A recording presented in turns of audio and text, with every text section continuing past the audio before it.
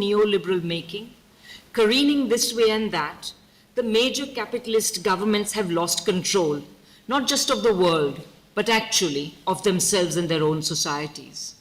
And in their convulsions, they seem to be smashing the structures of post-war international governance.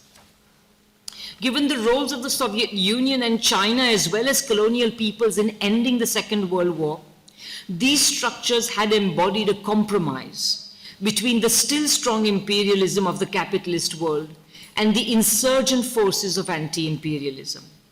While for decades after 1945, the West was able to harness their imperialist content in its efforts to dominate and exploit the rest of the world. The rest of the world's ability to refuse such domination and exploitation are increasingly effective. Today, China is the leader of this great refusal and is now playing a historically unique role.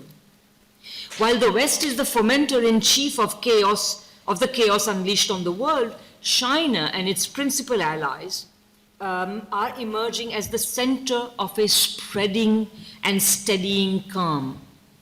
They have already faced down the worst tantrums of the Trump administration, and they are now stabilizing international governance structures and developing their anti-imperialist content more fully. This is the first time in centuries that socialist and anti-imperialist forces are taking the lead in restructuring the world. Just consider two items from the news of the past week. At a time when, in the throes of crisis, the West has shelved the all-important climate agenda, China, having already made great strides in green technology, has breathed new life into it by taking an important further step.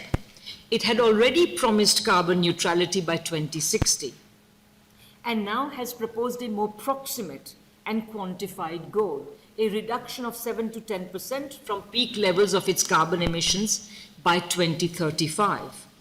This may seem like a modest goal, but China is huge and has a record of under-promising and over-delivering.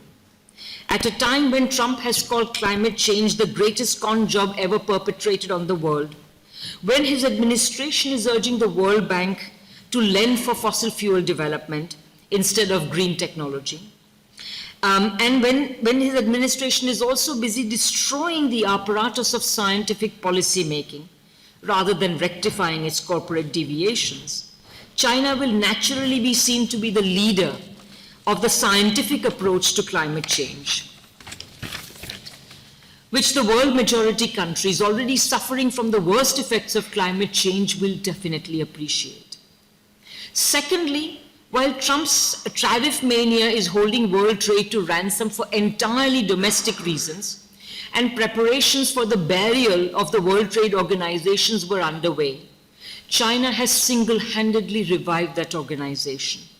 It has announced that it will no longer claim developing country status under its terms.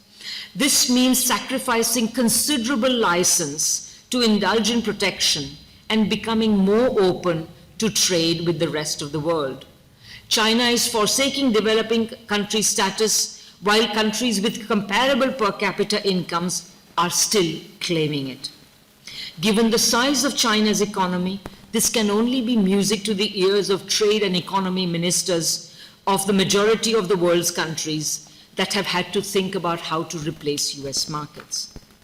Finally, gathering annually to take stock of China's path to development and to socialism will be important because as the power structures of the capitalist world totter, as they lose layer after layer of their legitimacy domestically, and as doubts about capitalism grow to heights not seen since the Great Depression, and as the ugly nakedness of Western imperial aggression can no longer be covered by its threadbare propaganda, as seen most clearly in the case of Gaza today, serious anti-imperialist and socialist forces are finally organizing, ending the decades-long night of neoliberalism. The process is still fitful, as we have witnessed in this country with the misfortunes that have befallen your party. However, that process must and will gather momentum. And as it does, it will need to learn from the People's Republic and form links with it. The annual Socialist China Conference is poised to make critical contributions to this very important and constructive process. I'm sure that our panelists today, both in this panel and other panels to come, will be addressing these points and many others in the course of the afternoon. So it's time to go to the panels. But before that, I have one more duty to discharge, to thank all the supporters of this event.